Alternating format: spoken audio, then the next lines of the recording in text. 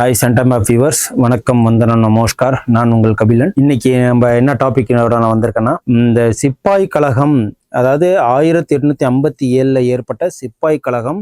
அது சிப்பாய் கழகம் மட்டும் இல்லை, பலதரப்பட்ட மக்களின் குமுறல்கள், கோபங்கள், ஆத்திரங்கள், அதோட வெளிப்பாடு தான் அந்த கழகம் ஏற்பட்டதுக்கு உண்டான காரணம். அந்த காரணம் என்ன அப்படின்னா, அதில் பொருளாதார காரணமும் இருக்குது, அதில் இந்த அட்மினிஸ்ட்ரேஷன், அதாவது அரசியல் காரணமும் இருக்குது, அதுக்கப்புறம் நிர்வாக காரணங்களும் இருக்குது, அதுக்கப்புறம் மத விஷயங்களில் தலையிட்டதும் ஒரு காரணம் இருக்குது. இந்த சமூகத்தில் மத விஷயங்களில் தலையிட்டதோட வெளிப்பாடு கோபங்கள் தான் இந்த கழகத்தை, ஆங்கிலேயர்களை எதிர்த்து சிப்பாய்கள் போட்ட ஒரு கழகத்தை, அதை பெரிசா ஒரு மாஸ் ரெபலியன்ஸ் மாதிரி ஒரு பல இடங்கள்ல அதை பரவி ஆங்கிலேயர்களை எதிர்க்க வேண்டிய சுச்சுவேஷனுக்கு தள்ளப்பட்டது. அது என்ன காரணம் அப்படிங்கிறதுல இன்னைக்கு நம்ம பார்க்க போகிற டாபிக் என்னன்னா, இதில் அரசியல் காரணம், பொலிட்டிக்கல் காசஸ், அதுக்கப்புறம் அட்மினிஸ்ட்ரேட்டிவ் காசஸ், அதாவது நிர்வாகனால ஏற்பட்ட காரணங்கள், அதுக்கப்புறம் நமக்கு சோசியல் ரிலீஜியஸ் ரிஃபார்ம்ஸ்ன்னு சொல்லுவாங்க, அதில் மத சமுதாய சடங்குகளில் தலையிட்டது. இந்த 3 காரணங்கள் என்னன்னு சொல்லிட்டு இன்னைக்கு இந்த டாபிக்ல பார்ப்போம். இது மெயின்ஸ் பாயிண்ட் ஆஃப்ல உங்களுக்கு ரொம்ப யூஸ்ஃபுல்லாக இருக்கும்னு நான் நம்புறேன். ஓகேங்களா? இதுல அரசியல் காரணங்கள் என்ன? சிப்பாய் கழகம் என்பது 1800 சிப்பாய் கழகம் 1857 ரிவோல்ட் 1857 புரட்சி. ஓகேங்களா?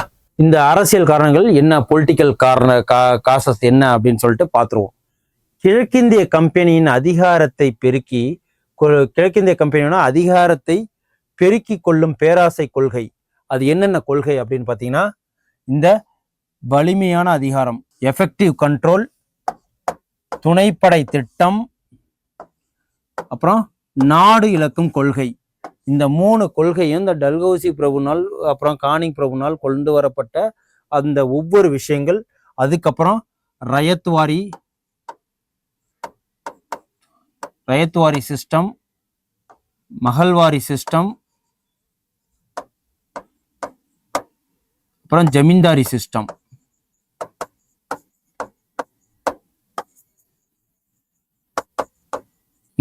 இந்த காரணங்களால என்ன ஆகிருச்சுன்னா, நமக்கு இந்த அரசியல் காரணங்களால போராட்டங்கள், மக்கள் மனசுல சில பல கோபங்கள் ஏகப்பட்டது இருந்தது. அதோட வெளிப்பாடு தான் இந்த சிப்பாய் கழகத்துல அவங்க அதை தீர்த்துக்கிட்டாங்க. அதுதான் என்னன்னு பார்ப்போம். கிழக்கிந்திய கம்பெனி அதிகாரத்தை பெருக்கி கொள்ளும் பேராசை கொள்கை, உறுதி பத்திரங்களை மீறுதல். இது என்ன உறுதி பத்திரங்களை மீறுதல்னா, மன்னர்கிட்ட ட்ரேடு செய்ய வரேன்னு சொல்லிட்டு இவ்வளோ வரி நான் தர்றேன் அப்படின்னு சொல்லி தான் ஒப்புதல் வாங்கி வணிகம் ஆரம்பிச்சதும் சரி, மில்லு ஆரம்பிச்சதும் சரி, ஃபேக்ட்ரிஸ் ஆரம்பிச்சதும் சரி, எல்லாமே பண்ணாங்க. ஆனால் அதை அந்த விஷயங்களை விட்டுட்டு எல்லையை மீறது. ஓகேங்களா? அதுக்கப்புறம் கொடுத்த வாக்குறுதிகளை காப்பாற்றாமை ஆகிய காரணங்களால் அரசியலில் பிரிட்டிஷார் கௌரவத்தை இழந்தார்கள். ஓகேங்களா? அதுக்கப்புறம் ஒருபுறம் இருக்க இதெல்லாம் சிப்பாய் கழகம் பிரிட்டிஷார் மேல இந்திய மக்கள் கோவப்பட்டதை நம்ம இப்ப சொல்றோம். அதனாலதான் இதுல பிரிட்டிஷார் இழந்தார்கள்னு சொல்லியிருக்கிறேன். அதுக்கப்புறம் இது ஒரு காரணமா, உறுதி பத்திரங்களை மீறுதல், அப்புறம் கொடுத்த வாக்குறுதிகளை காப்பாற்றாம இருக்கிறது, அதுக்கப்புறம் எஃபெக்டிவ் கண்ட்ரோல் என்னன்னா, இருக்க வலிமையான அதிகாரம். அவங்க ஒரு வலிமையான அதிகாரத்தை முன்னெடுத்து சென்றது ஒரு பிரச்சனை, தப்பு. அதுக்கப்புறம் சப்சிடரி அலையன்ஸ்ன்னு சொல்லுவாங்க, துணைப்படை திட்டம். என்ன துணைப்படை திட்டம் அப்படின்னா, இப்போ எக்ஸாம்பிளுக்கு ஒரு போருக்கு நீங்க வரன்னு சொல்றீங்க, நாங்களும் வர்றோம், போர்ல இது பண்ணி ஹெல்ப் பண்றாங்க. ஆனா அந்த சப்சிடி அலையன்ஸ் மூலியமா, துணைப்படை திட்டத்தின் மூலியமா என்ன பண்றது, ஏதாவது உடன்படிக்கையை போட்டு நாட்டை கைப்பற்றுறது. அதுக்கப்புறம் நாடு இழக்கும் கொள்கை, இந்த டாக்டரின் ஆஃப் லேப்ஸ்ன்னு சொல்லுவாங்க. நாடு இழக்கும் கொள்கைன்னா, வாரிசு இல்லை. நீ இப்போ ஒரு மன்னர் இருக்காரு, அவங்களுக்கு பெண் வாரிசு தான் இருக்கு, ஆண் வாரிசு இல்லை, ஆண் வாரிசு இறந்து போயிட்டார் அப்படின்னா உங்களுக்கு வாரிசு இல்லைன்னு சொல்லி அந்த நாட்டை இந்த கைப்பற்றுறது தான் இந்த டாக்டரின் ஆஃப் லேப்ஸ். இதோட பெஸ்ட் எக்ஸாம்பிள் தான் யாருன்னா, ராணி லக்ஷ்மிபாய் இருக்காங்க இல்லையா, ஜான்சி ராணி இருக்காங்க இல்லைங்களா, அவங்க ஜான்சி ராணி, தாந்தியா தோப்பே, இவங்கெல்லாம் இந்த இதுல பாதிக்கப்பட்டவர்கள் தான். போன்ற கொள்கைகளை இந்தியாவின் பல சுதேச இளவரசர்களின் உள்ளங்களில் அவநம்பிக்கையை மறுபுறம் ஏற்படுத்தியது. அதுக்கப்புறம் இந்து இளவரசர்களுக்கு சுவீகார வாரிசு உரிமை மறுக்கப்பட்டது. இந்து இளவரசர்களுக்கு சுவீகார வாரிசு உரிமை அப்படின்னா, அவங்க இப்போ நான் மன்னராக இருக்கேன், இப்போ என் குழந்தை வந்து இதாக இருக்காங்க, குழந்தையா இருக்காங்கன்னா, இப்போ அவருக்கு பிறந்ததுனால நீ வந்து ஒரு மன்னர் ஆக முடியாது, இந்த நாட்டை ஆட்சி செய்ய முடியாதுன்னு சொல்லிட்டு அந்த சுவீகார வாரிசு. அப்படி இல்லைன்னா எனக்குன்னு ஒரு தம்பி பையனோ தங்கச்சி பையனோ இருந்தால் அவங்க வாரிசு ஆக முடியாது அப்படிங்கிற அவங்களோட உணர்வுகளை வந்து இது பண்ணாங்க. இதுதான் இந்திய இளவரசர்களுக்கு சுவீகார வாரிசு உரிமை மறுக்கப்பட்டது.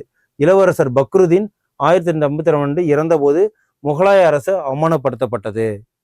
ஓகேங்களா? ஏன்னா இவருக்கு குழந்தை இல்லை, இவரோட அண்ணன் பையனையும் வந்து இளவரசர் ஆக்கிறதுக்கு உண்டான விஷயங்களை இவங்க தடுத்துட்டாங்க. அதுதான் 856 இறந்தபோது முகலாய அரசு அவமானப்படுத்தப்பட்டது. அப்புறம் பக்ருதீன் இளவரசருக்கு பிறகு சில நிபந்தனைகளோடு அவரது வாரிசு பதவி ஏற்கலாம் என்று டல்ஹவுசி பிரபு அனுமதி அளித்தார். பிரச்சனைகள் வர பிறகு அனுமதி அளித்தார். கானிங் பிரபு, ஆனால் கானிங் பிரபு டல்ஹவுசி பிரபுக்கு அப்புறம் யார் வந்தாங்கன்னா கானிங் பிரபு வந்தார். இந்த சிப்பாய் கழகம் ஏற்பட்டதப்போ யார் வந்து வைஸ்ராய் இருந்தாங்கன்னா கானிங் பிரபு இருந்தார். அப்புறம் இளவரசர் பக்ருதீன் ஒப்புக்கொண்ட நிபந்தனைகளோடு கூடுதலாக அவரது வாரிசு அரசு பட்ட பெயரையும் மூதாதையரின் முகலாய அரண்மனைகளையும் துறக்க வேண்டும் என்று அறிவித்திருந்தார். பாருங்க, அவர்கள் வாரிசு அரசு பட்ட பெயரையும், அதாவது அரசோட பட்ட பெயரையும், எக்ஸாம்பிளுக்கு நவாப்னு இருக்கும், பேரரசன் இருக்கும், அந்த சிவாஜின்னு இருக்கும், அந்த மாதிரி அந்த பட்டத்தை சூட்டக்கூடாது. முகலாய அரண்மனைகளில் நீங்கள் இருக்கக்கூடாது அப்படின்னு சொல்லிட்டு அந்த மாதிரி விஷயங்களை இவங்க என்ட்ரானது தான் ஒரு பெரிய பிரச்சனை. அதுக்கப்புறம் இந்திய சுதேச அரசுகளில் அழிவும் பழைய நிலப்பிரபுத்துவ நாசமும் தங்கள் மதம் மற்றும் பண்பாட்டு அடிப்படையே நாசமாகுவது அந்த இன மக்களை பெரிதும் வருத்தியது. இந்திய சுதேச அரசர்களின் அழிவும் பழைய நிலப்பிரபுத்துவ நாசமும் தங்கள் மதம் மற்றும் பண்பாட்டு அடிப்படையே நாசமாவதால் அந்த இன மக்களையே பெரிதும் வருத்தியது. இந்த பொலிட்டிக்கல் காசஸ் என்ன அப்படின்னு சொல்லிட்டு நம்ம பார்த்தோம் அப்படின்னா, ஓகே, ஒன்ஸ் அகைன் பார்ப்போம். இந்த பொலிட்டிக்கல் காசஸ் என்ன அப்படின்னு சொல்லிட்டு பார்த்தீங்கன்னா, இந்திய தேசிய இந்த சிப்பாய் கழகம் 1957 நடந்துச்சு.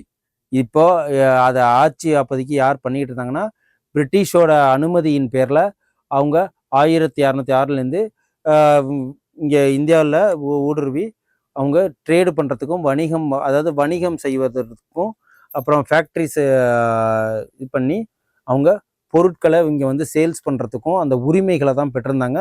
நாங்கள் வரி தரோம் அப்படின்னு சொல்லி அந்த வரிகளை எல்லாம் ஒழுங்காக கட்டாமல் இருக்கிறதும், சொன்ன வார்த்தைகளை கடைபிடிக்காமல் இருக்கிறதும் அவங்களுக்கு எப்படி ஆயிடுச்சுன்னா, அவங்க இந்த நிலத்தை வந்து நம்ம ஆக்குபை பண்ணி நம்ம ஆட்சி பண்ணணும், காலனித்துவம் பண்ணணும், அதாவது அபகரிச்சுட்டு நம்ம ஆட்சி பண்ணணும் அப்படிங்கிற எண்ணங்கள்ல சில வந்த அதாவது கம்பெனி அதிகாரிகள் அப்படின்னு சொல்லுவோம் இல்லையா, வைஸ்ராய்ஸ், அவங்க என்ன பண்ணாங்க, அவங்களுக்கு தகுந்த மாதிரி அவங்கள பிரிட்டிஷ்லேருந்து எந்த ஒரு அரசாங்கமும் இவங்களை கேள்வி கேட்கல. இவங்க சுயமாக வந்து ஒரு சொந்த முதலாளிகள் மாதிரி முதலாளித்துவத்தை மாதிரி நடந்துக்கிட்டு இருந்தாங்க.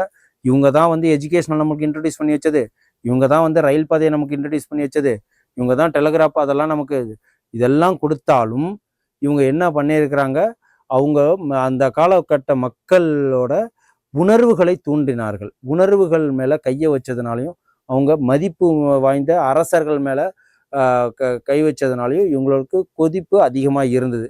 அப்போ இந்த அரசியல் செஞ்சது யாருன்னா, குறுநில மன்னர்கள், பெரிய முகலாயர்கள், மராத்தியர்கள், அப்புறம் விஜயநகர எம்பையர்ஸ், அதுக்கப்புறம் வந்து சுல்தான்ஸ்கள், அப்புறம் நவாபுகள், ஆர்காட் நவாபு, நிஜாம்கள், இவங்களெல்லாம் வந்து இவங்க என்ன பண்ணாங்களா, தன் வசம் இழுத்து கொண்டு வரி அவங்கள்ட்ட செலுத்த போகிற காலம் மாதிரி ஜஸ்ட் ஒரு 100 வருஷத்தில் இவங்க என்ன பண்ணிட்டாங்க, மன்னர்கள் வந்து இவங்கள்ட்ட வரி செலுத்துகிற மாதிரி இவங்கள மாற்றி விட்டாங்க. அந்த அளவுக்கு இவங்க அராஜகம் பண்ணியிருக்கிறாங்க. அந்த கோபத்தோட வெளிப்பாடு தான் இந்த அதில் ஏற்பட்ட இந்த பொலிட்டிக்கல் காசஸ் அப்படின்னு சொல்லிட்டு என்னென்னு பார்த்தோம்னா, கிழக்கிந்திய கம்பெனி அந்த 3 விஷயம் இருக்கு இல்லைங்களா, உறுதி பத்திரங்களை மீறுதல். இவங்க என்னன்னா, உறுதி பத்திரத்தை நான் உனக்கு உறுதி தரேன், நான் இங்கே வணிகம் பண்ணுறேன், வியாபாரம் பண்ணுறேன், உங்களுக்கு நான் உறுதி தரேன், இவ்வளவு பணம் தருவோம் அப்படின்னு சொல்லிட்டு அந்த விஷயங்களை இவங்க அதை கடைபிடிக்கவே இல்லை. அதுக்கப்புறம் என்ன ஆயிட்டு, கொடுத்த வாக்குறுதிகளை காப்பாற்றாமை. நான் ஒழுங்கா வந்து வரி செலுத்துவேன், நாங்கள் இங்கே தான் இருப்போம், வரி செலுத்துவோம் அப்படின்னு சொல்லிட்டு சொல்லுவாங்களே, அந்த வாக்குறுதிகளை சொன்ன வாக்குறுதிகளை இத்தனை காலங்கள்ல நாங்கள் காலி பண்ணிட்டு போவோம், இந்த இடத்த விட்டு நாங்கள் வேற இடத்துக்கு செல்ல மாட்டோம், எதையுமே அனுமதி சென்று தான் போவோம்னு சொல்லிட்டு சொன்ன வாக்குறுதிக்கு நேர்மாறாக நடந்துக்கிட்டாங்க. அதுதான் கொடுத்த வாக்குறுதிகளை காப்பாற்றாமை. அதுக்கப்புறம் அரசியல்ல இதனால வந்து பிரிட்டிஷ்க்கு ஒரு இது ஆணுச்சு. அதுக்கப்புறம் என்ன ஆணுச்சு அப்படின்னா, இந்த டாக்டரின் எஃபெக்டிவ் கண்ட்ரோல்னு சொல்லுவாங்கள்ல, வலிமையான அதிகாரம். இந்த வலிமையான அதிகாரம்னா மீனிங் என்ன அப்படின்னா, இந்த எஜுகேஷன் கொடுத்தது, நாட்டு மக்களோட பர்சனல் விஷயங்களை தலையிட்டது, இந்திய மக்கள் உணர்வுகளோட தூண்டினது, மத விஷயங்களை தலையிட்டது, இவங்களை கண்ட்ரோல் பண்ணுன்னு நினைச்சது, துப்பாக்கி மூலியமாகவும் குண்டு மூலியமாகவும் அந்த குதிரைப்படை மூலியமாகவும் அப்புறம் மிலிட்ரி அதாவது இராணுவத்தின் மூலியமாகவும் அடக்க நினைச்சது இவங்களுக்கு ஒரு எஃபெக்டிவ் கண்ட்ரோல் அந்த ஒரு பிரச்சனை. அதுக்கப்புறம் சப்சிடரி அலையன்ஸ் அதாவது துணைப்படை திட்டம், அதாவது ஒருத்தவங்களுக்கு ஹெல்ப் பண்ண போய் அந்த நாட்டை அந்த படைகளை நம்மளோட படைகளாக சேர்த்துக்கிறது, அந்த துணைப்படை திட்டத்தை அந்த இது. அதுக்கப்புறம் இந்த ryotwari system, மகள்வாரி system, zamindari system, இவங்களை வரி செலுத்த வச்சது, 1க்கு 10 மடங்கா வரி செலுத்த வச்சது, இது ஒரு விஷயம். அதுக்கப்புறம் டாக்டரின் ஆஃப் இலக்கம் கொள்கை என்னன்னா, வாரிசு இல்லாமல் இருக்கிற மன்னர்கள், பெண் பிள்ளைகளை பெற்ற அதுமாரி மன்னர்கள் வந்து இப்போ அவங்க இறந்து போயிட்டாங்க அப்படின்னா நாடு இலக்கம் கொள்கை, அதாவது டாக்டரின் ஆஃப் வாரிசு இல்லாதனால அந்த நாடு ஆங்கிலேயர்களுக்கே சொந்தம் அப்படிங்கிற மாதிரி கொண்டு வந்துட்டு அந்த மாதிரி சிஸ்டத்தெல்லாம் கொண்டு வந்தது. இப்போ இதில் உள்ள எக்ஸாம்பிள் தான் இந்த தாந்தியா தோப்பே, ஜான்சி ராணி, இவங்கெல்லாம் வந்து இந்த டாக்டரின் ஆஃப் லாப்ஸ் மூலயமா பாதிக்கப்பட்டிருப்பாங்க. அதை தான் இது வந்து இந்த இதுக்கு காரணம். பல சுதேச இளவரசர்கள் உள்ளங்களில் அவநம்பிக்கை ஏற்படுத்துது. அப்புறம் இந்து இளவரசர்களுக்கு சுவீகார வாரிசு உரிமை கிடையாதுன்னு சொல்லி மறுக்கப்பட்டது. இளவரசர் பக்ருதீன் தியாப்ஜின்னு ஒருத்தர் இருப்பார் இல்லைங்களா, 1809 முகலாய எம்பையர், அவரோட வந்து அரசாங்க அரியணை ஏற முடியாமல் அவருக்கு இந்த டாக்டரின் ஆஃப் லேப்ஸுங்கிற ஒரு சட்டம் வந்து பாஞ்சுது. அதுதான் லார்ட் டல்கோசி பண்ணார். அதுக்கப்புறம் கானிங் பிரபு என்ன பண்ணார்னா, அது வந்து அரண்மனையும் நீங்கள் இது பண்ணக்கூடாது, பட்டத்தையும் யூஸ் பண்ணிக்கக்கூடாது, முகல்ஸ் த கிரேட் அப்படிங்கிற மாதிரி அந்த பட்டத்தை யூஸ் பண்ணக்கூடாதுன்னு சொல்லிட்டு சொன்னது மக்களிடையே பெரும் அதிருப்தியை ஏற்படுத்தியது. ஆனால் கானிங் பிரபு இளவரசர் அந்த இந்திய சுதேச அரசுகளின் அழிவும் பழைய நிலப்பிரபுத்துவ நாசமும் தங்கள் மதம் மற்றும் பண்பாட்டு அடிப்படை நாசமாகுதுன்னு சொல்லிட்டு நம்ப ஆரம்பிச்சாங்க. அந்த இன மக்களையே வந்து வருத்தத்துக்கு உண்டானுச்சு எங்க முகல்ஸ் அந்த மாதிரி இன மக்களை. அதுக்கப்புறம் நிர்வாக காரணங்கள் என்ன அப்படின்னு சொல்லிட்டு பார்ப்போம். நிர்வாக காரணங்கள், அட்மினிஸ்ட்ரேட்டிவ் காசஸ்ங்கிறது என்ன அப்படின்னு பார்த்தீங்கன்னா, கம்பெனி நிர்வாகத்தில் ஊழல் தீவிரமாக இருந்தது. ஓகேங்களா, ஊழல் தீவிரமாக இருந்தது இந்த அட்மினிஸ்ட்ரேட்டிவ் காசஸில். அதுக்கப்புறம் இந்த நிர்வாக காரணங்களில் குறிப்பாக காவல்துறை கீழ்நிலை அலுவலர்கள், கீழ்நிலை காவல்துறையில் இருப்பாங்களா உயர் அதிகாரிகள், கீழ்நிலை அலுவலர்களில் ஊழல் அதிகமாக இருந்துச்சு, லஞ்சம் அதிகமாக பெற்றுட்டு அதாவது சொந்த வெறுப்புக்காக நடக்க ஆரம்பித்தாங்க. அராஜகம் அதிகமாக இருந்துச்சு, அடிதடி அதிகமாக இருந்துச்சு. அதுக்கப்புறம் கீழ்நிலை நீதிமன்றங்களில் ஊழல் அதிகமாக இருந்தது. ஊழல் அதிகமாக இருந்துச்சுன்னா லஞ்சம் வாங்கிட்டு தப்பான தீர்ப்பு சொல்கிறது, பிடித்தவர்களுக்கு ஒரு மாதிரி பிடிக்காதவங்களுக்கு ஒரு மாதிரியாக தீர்ப்பு சொல்கிறது, அப்புறம் தீர்ப்புகளை டிலே பண்ணி சொல்கிறது, அதுக்கப்புறம் அலக்கடிக்கிறது. இப்போ கட்டபொம்மனை பண்ணாங்க இல்லைங்களா, அந்த மாதிரி அலக்கடிக்கிறது அந்த மாரி அதிகமாக இருந்துச்சு. அப்புறம் அரசர் இல்லாத பிரிட்டிஷ் ஆட்சி முறை, வெளிநாட்டார் அந்நியர் நம்மை ஆள்கிறார்கள் என்ற ஒரு சேஃப்டினஸ் இல்லாமல். இப்போ எக்ஸாம்பிளுக்கு உங்கள் அப்பா உங்களை வந்து கேள்வி கேட்கலாம், உங்கள் அண்ணன் உங்களை கேள்வி கேட்கலாம், உங்கள் தாத்தா உங்களை கேள்வி கேட்கலாம். பக்கத்து வீட்டுக்காரங்க, பக்கத்து ஊருக்காரங்க வந்து உங்கள் வீட்டில் எல்லாரையும் கேள்வி கேட்டு ஆட்சி பண்ணிட்டு இருந்தா, இப்படி போ அப்படி போ, இது எடுக்காத அதை எடுக்காத இதெல்லாம் பண்ணாதன்னு சொன்னால் உங்களுக்கு கோவம் வருமா இல்லையா? அந்தமாரி நிலைமை தான் ஆணுச்சு. இப்போ மன்னர்கள்ங்கிறவங்க நம்ம நாட்டை ஆண்டுக்கிட்டு வந்தாங்க, அது பழகி போயிடுச்சு. அது அப்படியே வந்ததுனால நம்ம அவங்களுக்கு கீழே இருக்கிறதுல எந்த ஒரு அவமானங்களாக தெரியல. திடீர்னு ஒருத்தர் வெளிநாட்டிலேருந்து வந்தார், வணிகம் செய்யறதுக்காக வந்து நம்ம நாட்டை வந்து பிடிச்சிக்கிட்டு நம்மள ஆண்டுக்கிட்டு இருந்ததுன்னா கோவங்கள் வர்றது இயல்பு தானே. அந்தமாரி சுச்சுவேஷன் தான் இது. வெளிநாட்டார் அந்நியர்கள் நம்ம ஆள்கிறார்கள் எண்ணத்தை இந்தியர்களுக்கு ஏற்படுத்துது. இந்த மாரி அந்த அட்மினிஸ்ட்ரேட்டிவ் காசஸ்னா என்னன்னா, இந்த நிர்வாக காரணங்கள் என்ன, ஃபர்ஸ்ட் ஊழல் தீவிரமாக இருந்துச்சு, கம்பெனி என்னென்னலாம் பண்ணாங்க, இராணுவம், அப்புறம் இராணுவம் நடத்துனாங்க. அதில் போலீஸ் ஸ்டேஷனு, அதுக்கப்புறம் வந்து வணிக குழு, அப்புறம் கடையெல்லாம், அப்புறம் மிலிட்ரி ஃபேக்ட்ரிஸ் வச்சு நடத்துனாங்க, மில்ஸ் வச்சு நடத்துனாங்க.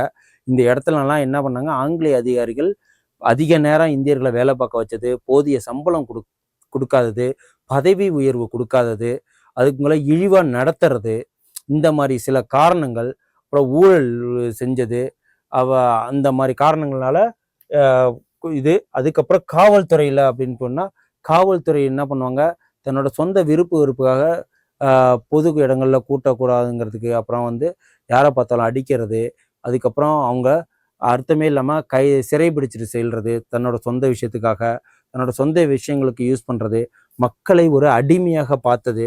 கீழ்நிலை காவலர்களே, இந்த கான்ஸ்டபிள் அந்த மாதிரி இருக்கிறவங்களே வந்து என்ன பண்ணாங்க, ஆங்கிலேயர்கள் வந்து இந்தியர்களை ஒரு ஒரு மனிதர்களை கூட மதிக்காமல் ஒரு அடிமைகளாக நடத்தியது, அது ஒரு காரணம். அதுக்கப்புறம் நீதிமன்றங்களில் ஊழல் அதிகமாக இருந்துச்சு அப்படின்னா, நீதிமன்றம் என்ன மாதிரி ஊழல் அப்படின்னா, ஒரு கைதியை வந்து அரெஸ்ட் பண்ணி வச்சிருக்கிறாங்க, இந்தியர்களை அரெஸ்ட் பண்ணி வைக்கிறதுனா அவங்களுக்கு ஒரு விதமான பாரபட்சம், ஆங்கிலேயர்களுக்கு ஒரு ஒரு ஒரு விதமான ஆட்சி, அதாவது நீதி சொல்றது.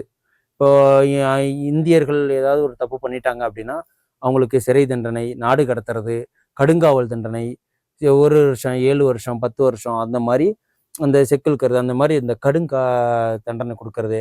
இதுவே வந்து ஆங்கிலேயர்கள் அந்த தப்பு பண்ணால் கண்டுக்காமல் இருக்கிறது, ஒரு மானிட்டரி ஃபைன்ஸ் கூட போடாமல் இருக்கிறது, அந்த மாதிரி ஏற்றத்தாழ்வு பார்த்தது, வெள்ளையர்கள் கருப்பர்களுடைய ஏற்றத்தாழ்வு பார்த்தது. அதுக்கப்புறம் அவங்களுக்கு இப்போ இந்தியர்கள் ஒரு தப்பு பண்ணால் உடனே வந்து அவங்களுக்கு தீர்ப்பை சொல்லி தண்டனை கொடுக்கறது, ஆங்கிலேயர்கள்லாம் அதை இழுத்தடிச்சு அதை மறக்கடிக்கிறது, இந்த மாதிரி சின்ன சின்ன இந்த ஊழல்னால தான் அந்த இது அனுச்சு. அந்நியர்கள் நம்மை ஆள்கிறார்கள் என்ற, அதுவும் இல்லாமல் ப்ரைவேட் பர்சன்ஸ் நம்மளை ஆள்றாங்கிற அந்த ஒரு எண்ணம் வந்ததுனால தான் இவங்களுக்கு இந்த பிரச்சனை வந்தது. ஓகேங்களா. அதுக்கப்புறம் சமுதாய சமய காரணங்கள், சோசியல் ரிலீஜியஸ்னு இது சொல்லவே வேணாம். இந்தியர்கள் மத விஷயங்கள்லையும் எவ்வளோ வந்து பாரம்பரியமாக இருப்பாங்க அப்படிங்கிறது நம்ம இப்போ உள்ள காலங்களில் வரைக்கும் பார்த்துட்டு இருக்கோம். அப்படிங்கிறப்போ இந்த சதி போன்ற விஷயங்கள், ஒரு பெண்ணை பற்றி சம்மந்தப்படுத்துறது, அப்புறம் சமய விஷயங்களில் தலையிடுறது, மத விஷயங்களில் தலையிடுறது. நம்ம 1806 இந்த வெள்ளூர் புரட்சியில் என்ன இருக்குன்னா, இந்த சிலுவையை யூஸ் பண்ண, யூனிஃபார்மில் யூஸ் பண்ணுன்னு சொல்லுவாங்க.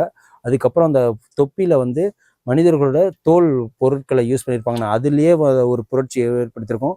அதே மாதிரி இங்கே உள்ள இந்த கழகத்தில் என்னன்னா, இந்த கழகத்தில் என்னன்னா, அந்த கேட்ரிஜஸ், அந்த கொழுப்பு தடவிய, அந்த பன்றி கொழுப்பு, அந்த மாடு, இதெல்லாம் அந்த கொழுப்பு தடவிய விஷயங்கள் அப்படின்னு சொல்லும்போது அதுலேயே ஏற்படுற விஷயங்கள்னால தான் அந்த விஷயத்து இதுதான் இந்த சமுதாய சமய காரணங்கள். ஓகேங்களா. சோசியல் ரிலீஜியஸ் காசஸ் என்ன அப்படின்னு பார்த்தீங்கன்னா, நிற வேற்றுமையை கடைபிடித்தார்கள். யாரு? நான் வெள்ளைய, நான் அறிவாளி அப்படிங்கிற நிற வேற்றுமையை இவங்க பார்த்தாங்க. அதை கடைபிடித்ததுனால அவங்களுக்கு நம்ம தாழ்ந்தவங்க அப்படிங்கிற ஒரு எண்ணம் இருந்தது. அது இல்லாமல் உயர்ந்தவர்கள் என்ற கர்வம் அவங்கள்ட்ட எப்பொழுதுமே இருந்தது. அந்த ஒரு காரணமும், அது அந்த மனோபாவம் மட்டும் இல்லாமல் மதம் விஷயங்கள்ல, மதத்தில் அப்புறம் பெண்களின் மறுமணம், அதுக்கப்புறம் விதவை மறுமணம் போன்ற விஷயங்கள்ல, பொது மத விஷயங்கள்ல தலையிட்டது. அதுக்கப்புறம் பிரிட்டிஷ் கொடியோடு பணியாற்றிய கிறிஸ்தவ மிஷனரிகளிடம் நடவடிக்கைகள் இந்தியர்களுடைய ஒரு பெரிய பலதரப்பட்ட வேறுபாடுகள் இருந்தது. அதுக்கப்புறம் உடன்கட்டை ஏறுதலை ஒழிச்சது. இந்த மாதிரி சின்ன சின்ன சட்டங்கள் கொண்டு வந்ததுனால மக்களிடையே பெரும் அதிருப்தி இருந்தது. உடன்கட்டை ஏறுதல் ஒழிப்பு, விதவை மறுமணம், பெண் கல்வி ஆகிய சமுதாய சீர்திருத்தங்கள் பெரும்பாலான இந்தியர்களுடைய மத சமுதாய எல்லைக்குள் அந்நியர்கள் வந்து ஊடுருவாங்க அப்படிங்கிற ஒரு எண்ணம் ஏற்பட்டுருச்சு. ஓகேங்களா. அதுக்கப்புறம் இந்த மசூதி, கோவில், அதில் சில சட்டங்கள்லாம் ஏற்படுத்தி அவங்களோட மத உணர்வுகளில் தலையிடுறாங்க. ஒரு வெளிநாட்டர்கள் வந்து நம்மளோட தலையிடுறாங்க. அதாவது வீட்டுக்குள்ளே எப்படி அந்நியர்கள் உள்ளே பூந்து ஆட்சி செய்கிறாங்க அப்படிங்கிற ஒரு எண்ணம் நமக்குள்ளே உருவாகுமோ அந்த மாதிரி ஒரு உணர்வுகளை ஏற்படுத்தினதுனால தான் இவங்களுக்கு அந்த கோவப்பட்டு இந்த ஒரு காரணங்கள்னால அவங்க என்ன பண்ணாங்க, சிப்பாய் கழகத்தை ஒரு ஊக்கியாக யூஸ் பண்ணிக்கிட்டு அந்த கழகத்தை பெருங்கழகமாக உருவாக்குனாங்க இந்திய மக்கள். ஓகேங்களா? இந்த சட்டத்தின் மூலம் இங்கே பாருங்க, ஒரு பிள்ளை மதம், ஒரு கிறிஸ்தவம் மதத்தை சேராத தந்தையின் சொத்தில் பிள்ளைக்கு உரிமை உண்டு என்ற மாற்றத்தை இந்து மதத்தினரிடையே கொண்டு வந்தது. அதாவது ஒரு இந்து இருக்கிறாரு, அவரு கிறிஸ்டியானிட்டி மாறிட்டாரு, பட் அவரோட பையனுக்கு இந்துவாகவே இருக்காருன்னா அவருக்கு அந்த சொத்துல பங்கு இல்லைங்கிற மாதிரி சில தகாத ஒரு சட்டம்லாம் போட்டது. அப்புறம் சப்சிடரி அலையன்ஸ், துணைப்படை திட்டம், இந்த மாதிரி ஒரு சின்ன சின்ன மன குமுறல்கள் உள்ள மாதிரி இந்த சட்டம் போட்டதுனால இந்த சிப்பாய் கழகத்துக்கு அவங்கள துணை புரியறதுக்கும் இந்த கழகம் பெருசாக வெடிக்கிறதுக்கும் உண்டான ஒரு காரணமாக அமைஞ்சுது. இதுதான் இந்த இதில் நம்ம சொல்ல வரோம். இதில் நம்ம என்னென்ன பார்த்துருக்கோன்னா, பொலிட்டிக்கல் காசஸ் பார்த்துருக்கோம், அதாவது அரசியல் காரணம் என்ன, அப்புறம் நிர்வாக காரணம் என்ன, அதுக்கப்புறம் மத விஷயங்களில் தலையிட்டதுனால ஏற்பட்ட காரணங்கள், இந்த மக்களால் ஏற்பட்ட மன குமுறல்கள் தான் இந்த சிப்பாய் கழகத்தை யூஸ் பண்ணி ஆங்கிலேயர்களை எதிர்த்தது. ஓகேங்களா? இது உங்களுக்கு மெயின்ஸ் பாயிண்ட் ஆஃப் வியூவில் யூஸ்ஃபுல்லாக இருக்குன்னு நான் நம்புகிறேன். Okay, thank you. Send a map. You dare to dream, we care to accomplish.